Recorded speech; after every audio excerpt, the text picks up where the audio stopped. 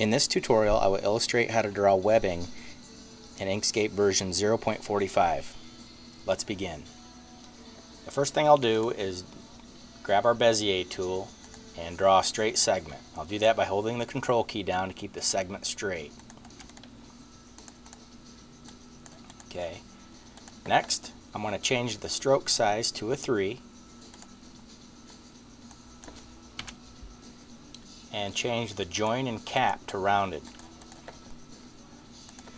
Next, I want to duplicate this several times. The fastest way to do that is to hold the left mouse button down and hit the space bar several times. We're going to do this 6 times to get the segments that we need. So I'm going to go ahead and do this. This is called stamping.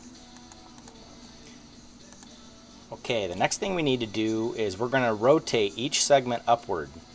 I have Inkscape set to rotate at 15-degree increments. That's the default. I'll select this twice to get our rotation handles. I'll hold the shift key and the control key down together. This will rotate a segment at this endpoint down here.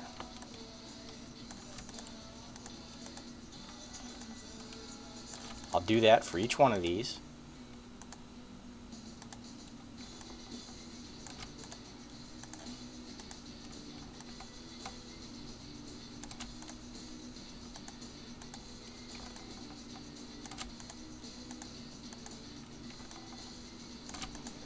And there we have that.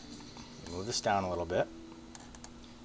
Okay, the next thing I want to do is make sure that I have my snaps turned on. I do that by going to Document Properties, selecting the Snap tab, and making sure that the bottom 3 are checked. Next thing I'll do is grab my Bezier tool and select the endpoint of each one of these segments. Your snap should snap to each endpoint. Okay, now I want to double check this very first one to make sure that I did get it snapped on that end. Okay, it is.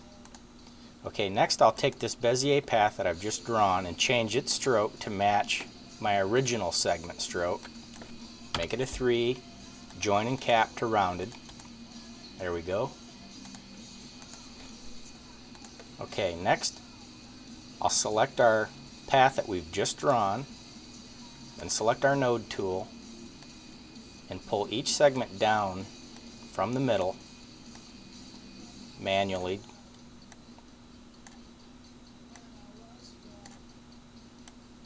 There we go. Okay, we're getting close.